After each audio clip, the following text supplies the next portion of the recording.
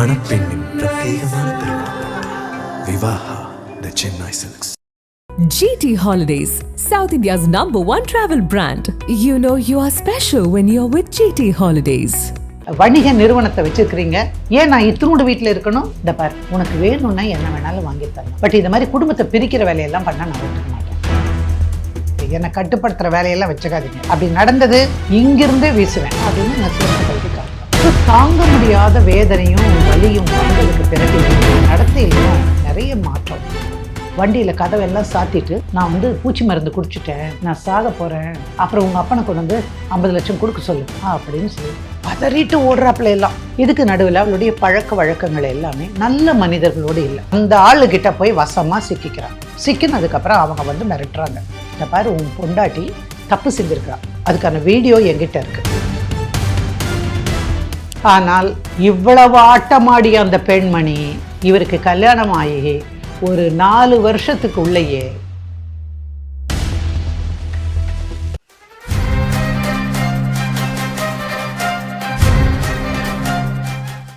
நக்கீரன் நேயர்களுக்கு வணக்கம். வழக்கு எண் நிகழ்ச்சிக்கு வரவேற்கிறோம். ஒவ்வொரு வாரமும் மேடம் அவங்க எடுத்து நடத்தின வழக்கை பற்றி நம்மள்கிட்ட பேசிட்டு வராங்க. அந்த வகையில் இந்த வாரமும் ஒரு வழக்கோட காத்திருக்காங்க, அவங்கள வரவேற்கலாம். மேடம் வணக்கம்.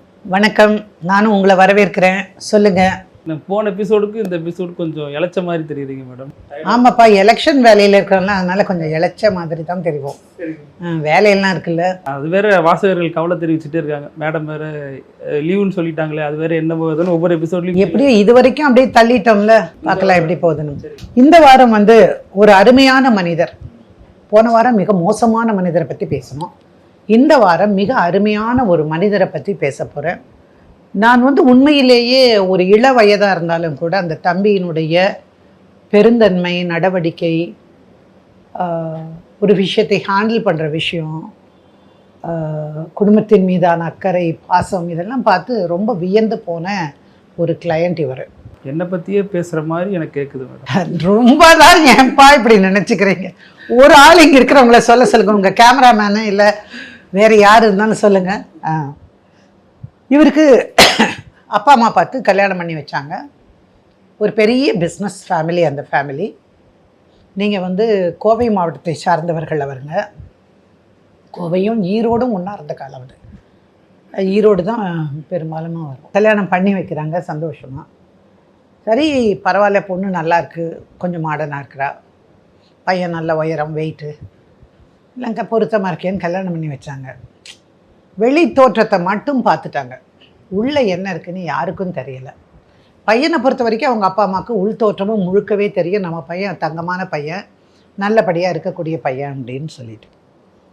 பட் கல்யாணம் பண்ணிட்டு வரும்போது ஒரு சிம்பிளான ஒரு பெண்ணாக தான் அந்த பெண் அந்த வீட்டுக்குள்ளே நுழையுது.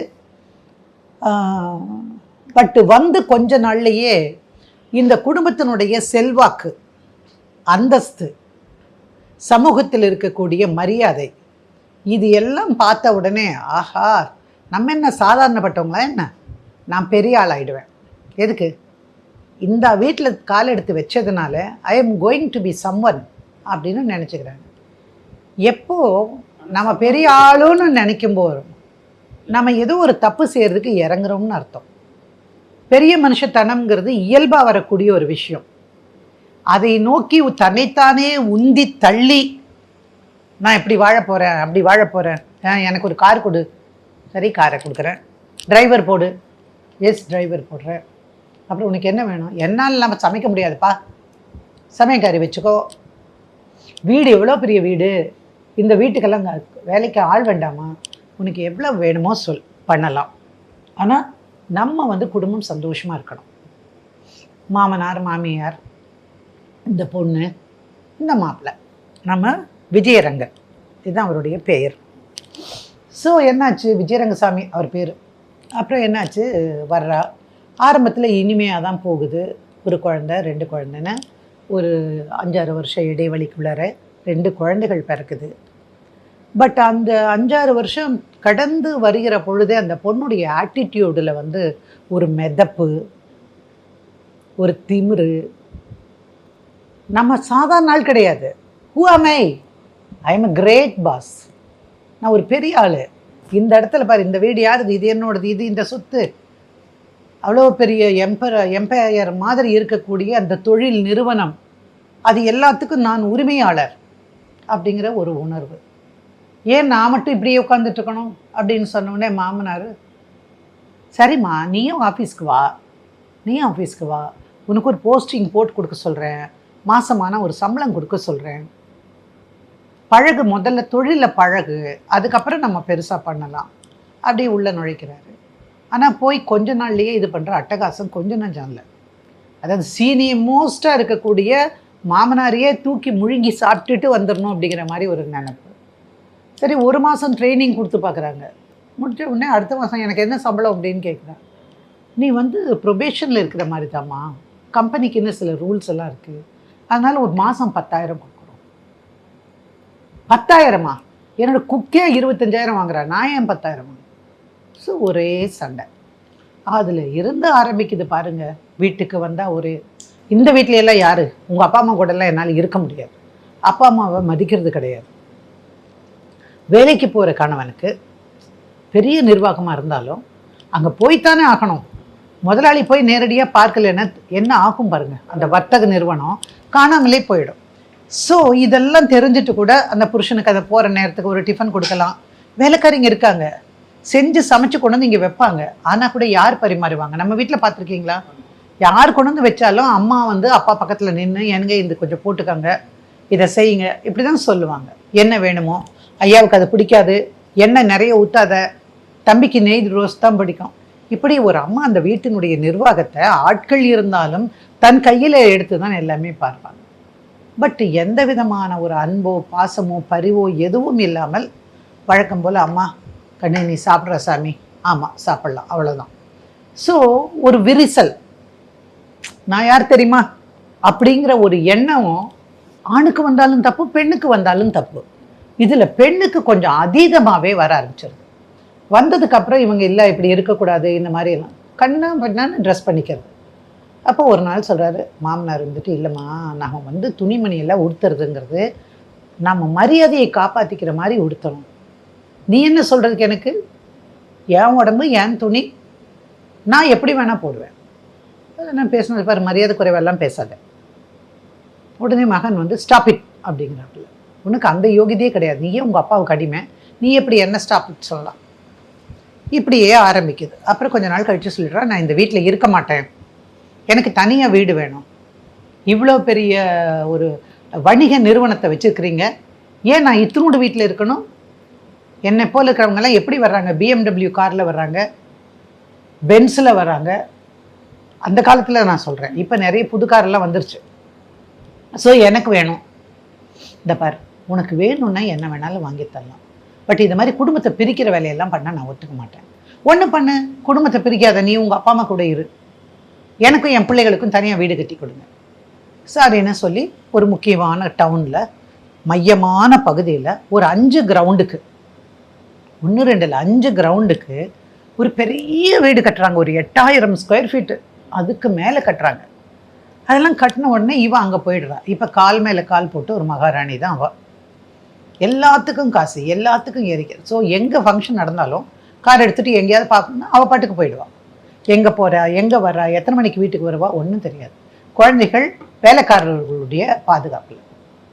ஒரு நாள் ஏதோ ஒரு சினிமா வெளியிடுற விழா இருந்ததுன்னு சொல்லிட்டு இவரை கூப்பிட்ருக்காங்கன்னு இவர் போகிறார். போகிற இடத்துல பார்த்தா ஒரு இடத்துல கத்தல் சத்தம். இந்த வாய்ஸை நான் எங்கேயோ கேட்டிருக்கேனே, இது நமக்கு ரொம்ப தெரிஞ்ச வாய்ஸு அப்படின்னு கூப்பிட்டு தன்னுடைய பிஏவை பார்த்துட்டு, போய் பாரு, அந்த வரிசையில் மேல் வரிசையில் தான் இந்த அதுதான் அதுவும் ஒரு காரணம். ஸோ போய் பாரு. போய் பார்த்தா இந்த பொம்பளை இவனோட ஒய்ஃபு. அப்போ கீழே சார் மேடம் உட்காந்துருக்காங்க, சார் மேடம் உட்காந்துருக்காங்கன்னா போய் சொல்லு, சார் அமைதியாக இருக்க சொன்னாருன்னு சொல்லி, இது ஒரு ஃபங்க்ஷனுக்காக நம்ம வந்திருக்கோம், இங்கே கலாட்டா பண்ணக்கூடாது. இந்த பார், வீட்டில் தான் அவருக்கு நான் ஒய்ஃபு, நான் இங்கே வந்திருக்கக்கூடிய பார்வையாளர்களை ஒருத்தி, என்னை கட்டுப்படுத்துகிற வேலையெல்லாம் வச்சுக்காதீங்க, அப்படி நடந்தது இங்கிருந்தே வீசுவேன் அப்படின்னு செருப்பை கழட்டி காட்டுறான். ஆடி போய்ட்றாரு அந்த ஆள். என்ன சொல்கிறாங்க, சார் நிலைமை சரியில்லை சார், நம்ம சீக்கிரம் ஃபங்க்ஷனை முடிச்சுட்டு நம்ம போயிடலாம், அந்த அம்மாட்ட பேச முடியாது சார். இவருக்கு தான் தெரியுமே முதல்லையே, ரொம்ப நொந்து நூலாக இருக்காரு. சரின்னு அவர் என்ன பண்ணுறாரு, போயிடுறார். இதுதான் நடக்குது, இப்படி தான் நடக்குது. இப்போ வீடு கட்டி கொடுத்த உடனே அவங்க போயிட்டாங்களாங்க. ஆனால் திடீர்னு ஒரு நாள் பார்த்தா கேட்டை பூட்டிடுறா, நீ உள்ளே வரக்கூடாது, திஸ் இஸ் மை ஹவுஸ், இது எனக்கும் என் குழந்தைகளுக்குமான வீடு தான் கட்டி கொடுக்க சொன்னேன், நீ தான் அப்பா பின்னாடியே சுத்துறவனாச்சே, நீ அங்கே போ, அந்த வீட்டுக்கு போவோம்.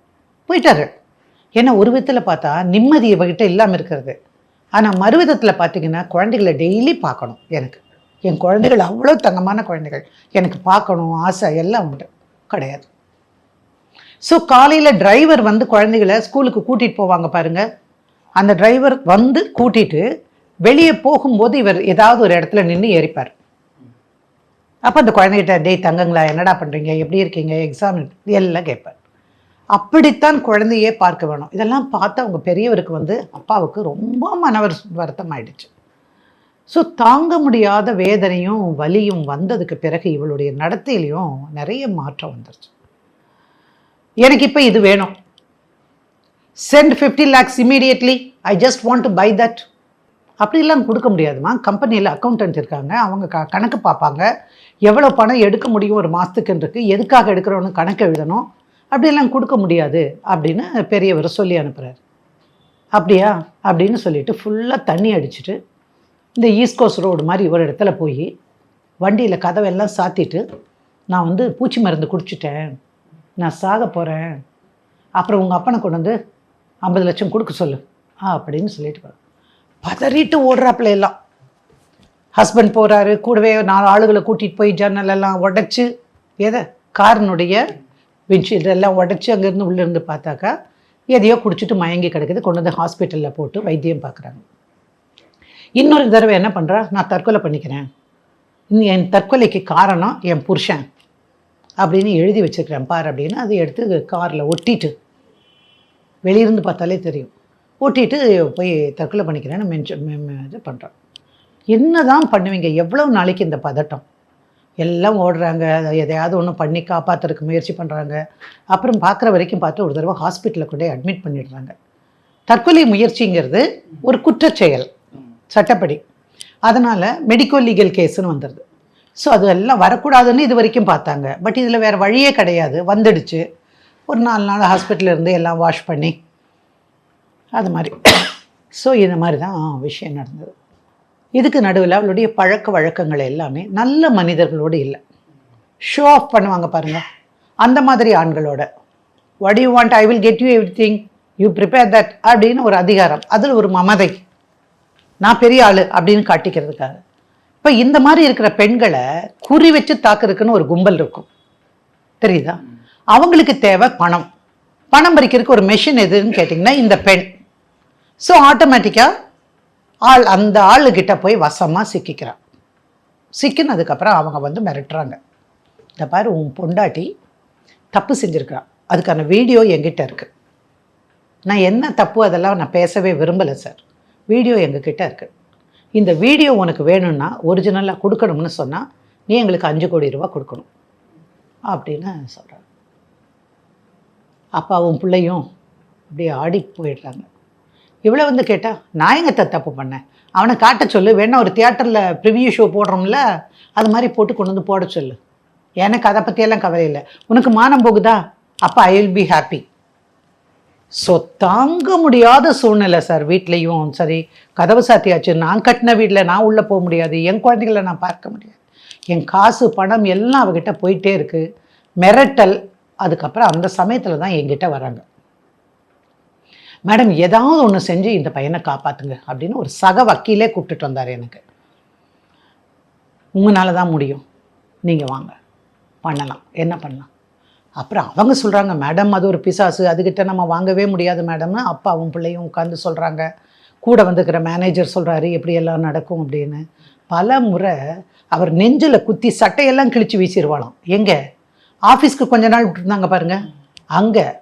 அப்புறம் ஏதாவது ஒரு ஸ்டெனோவை வந்து நோட்ஸ் எடுத்துக்கமா, என்னடி இங்கே வந்து அவுத்து போட்டு ஆடுற என் புருஷங்கிட்ட, அவன் ஒரு வெத்து வேட்டு அப்படின்னு எல்லாம் பேசியிருக்கு. இது எல்லாமே அவங்க வந்து தெரிஞ்சவங்க.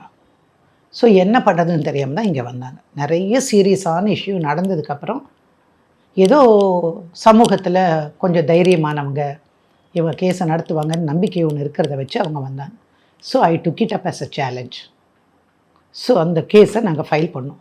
கொடுமைகள், என்னென்ன விதமான கொடுமைகள் பண்ணியிருக்கா, இந்த பொண்ணுக்கு என்னெல்லாம் பண்ணி கொடுத்துருக்காரு அவர், இந்த 2 விஷயத்தையுமே நம்ம எடுத்துட்டு எனக்கு வந்து வேணும், டிவோர்ஸ் வேணும். அவளும் ஒரு சரியான வக்கீல் ஒருத்தரை பிடிச்சி அதெல்லாம் டைவர்ஸ் கொடுக்க முடியாது, டைவர்ஸ் கொடுக்கணுன்னா எனக்கு இத்தனை கோடி கொடுக்க சொல்லுங்கள். இவங்க என்னங்கிறாங்க என்கிட்ட வந்து, மேடம் கோடிகள் கொடுத்தா கூட போதும், இவளை எப்படியாவது என் வாழ்க்கையிலேருந்து தொலைச்சிருங்க, என் குழந்தைகளை மட்டும் என்கிட்ட வாங்கித்தாங்க. குழந்தைகளுக்கு இப்போ என்ன ஆகி போச்சுன்னா, தனியாக இருக்காங்க வீட்டில், அம்மா கண்ட இடத்துல சுற்றிட்டு வராங்க, வேலைக்காரிங்க தான், எப்போ பார்த்தாலும் வீடியோ கேம் விளையாடலாம், பார்க்கலாம், ஆள்காரர்கிட்ட சொன்னால் என்ன வேணால் வாங்கிட்டு வந்து கொடுப்பாங்க, ஒவ்வொருத்தரும் இவ்வளோ பெருசாகிட்டாங்க அப்படி. So they enjoyed the freedom at அம்மாஸ் house. இப்போ இங்கே வந்தால், தாத்தா பாட்டி வீட்டுக்கு வந்தால் என்ன ஆகும், இப்படி இருக்கக்கூடாதுப்பா, இப்படி தான் இருக்கணும், நம்ம அப்படி தானே சொல்லுவோம், நல்லது தானே சொல்லுவோம். ஸோ குழந்தைகளை பார்க்கணும்னு சொல்கிறாரு, கூட்டிகிட்டு வர சொல்கிறாங்க, ஜட்ஜுக்கு முன்னாடி தான் பார்க்குறாங்க. குழந்தைகள் 2 பேரும் நாங்கள் எங்கள் அம்மா வீட்டு தான் இருப்போம் அப்படின்றாங்க. அன்றைக்கி அந்த ஆள் அழுதார் பாருங்க, அந்த தம்பி, இத்தனையும் நான் தான் செய்கிறேன், ஆனால் என் குழந்தைகள் என்கிட்ட இல்லை அப்படின்னு அப்படி ஒரு அழுக, ரொம்ப வருத்தப்பட்டார். ஆனால் நம்மளால் என்ன செய்ய முடியுமோ அதுதான் செய்ய முடியும்.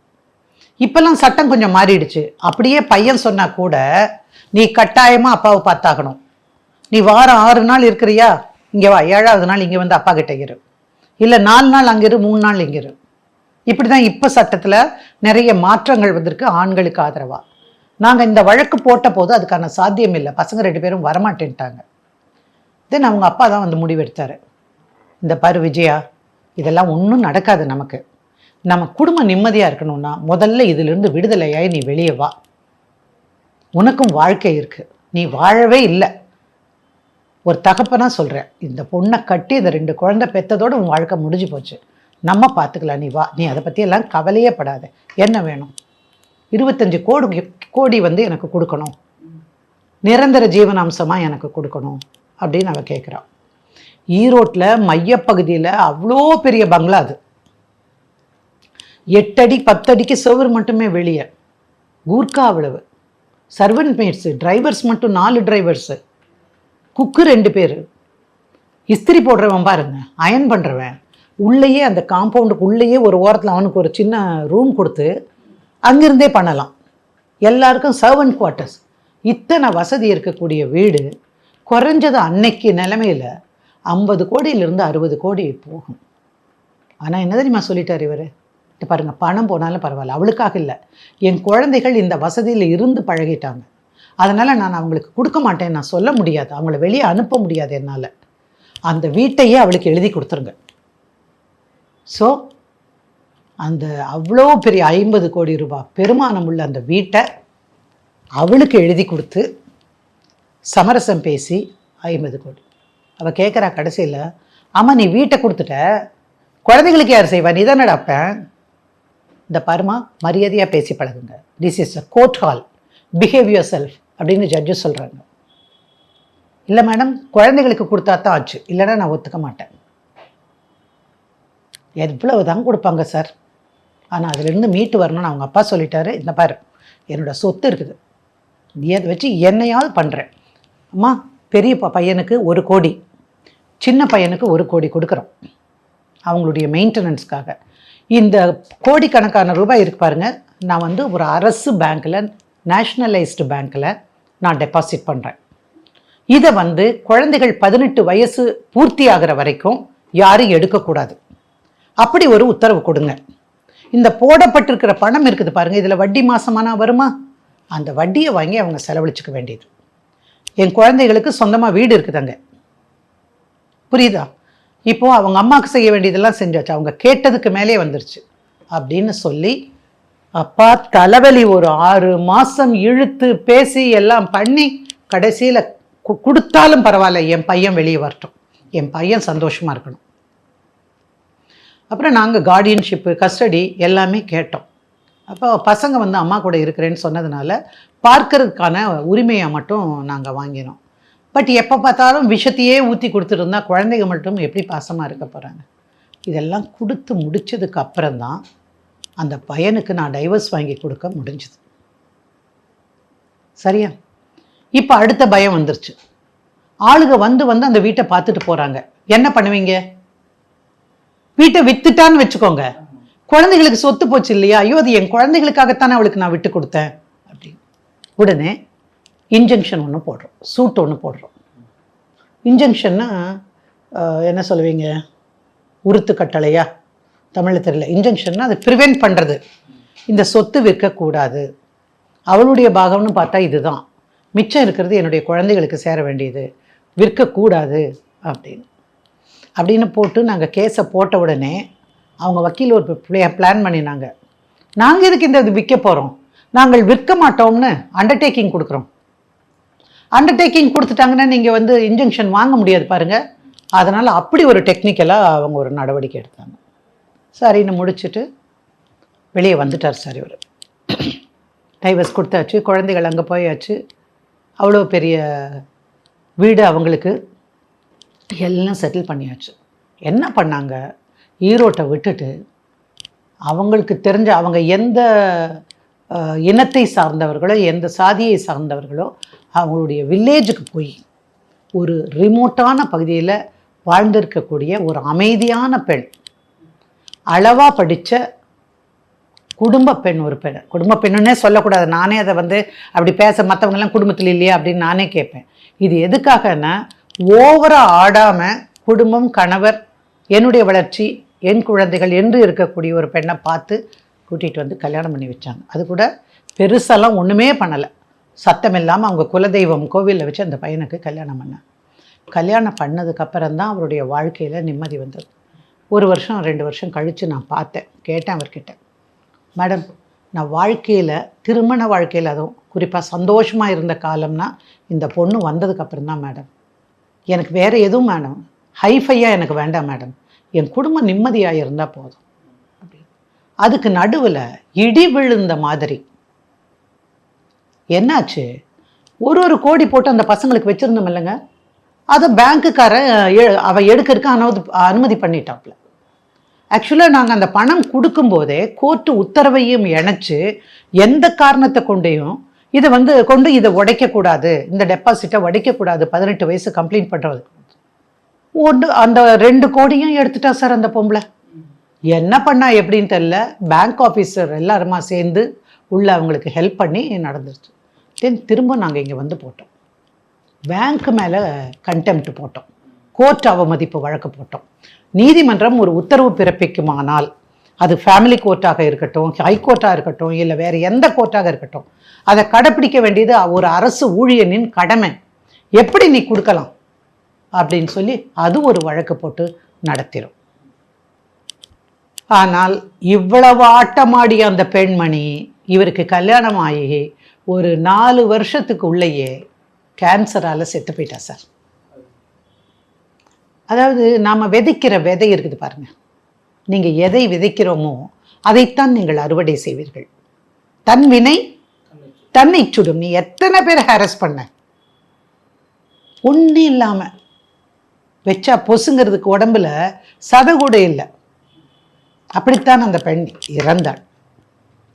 அப்புறம் ஸ்லோலி குழந்தைகள் கொஞ்சம் கொஞ்சமாக அப்பாவை வந்து பார்க்க ஆரம்பித்தாங்க. அப்பாவுடைய 2வது மனைவிக்கு அவங்களுக்கு 2 குழந்தைகள். அந்த அம்மா குடும்பத்தோடு நின்றுட்டாங்க, மாமியார் மாமனார் இவர் குழந்தைகள் நின்றுட்டாங்க. இந்த குழந்தைகள் வந்துட்டு போக இருக்க ஆரம்பித்தாங்க. அவங்கள நல்ல படிப்பு படிக்க வச்சார். அந்த பேங்க்கு கேஸு நடந்து முடிஞ்சு அதெல்லாம் வர்றதுக்குள்ளேயே படிக்கிறதுக்கெல்லாம் ஆக வேண்டிய செலவு எல்லாம் தானே கொடுத்து நல்லபடியாக அந்த பசங்களை உருவாக்கி அவங்களையும் ஒரு தொழிலுக்குள்ளார கொண்டு வந்து, உண்மையிலே சொல்கிறேன், அந்த மாதிரி ஒரு அப்பா யாருக்குமே கிடைக்காது சார். நான் விஜயரங்கனை சொல்லலை, அவங்க அப்பாவை சொல்கிறேன்.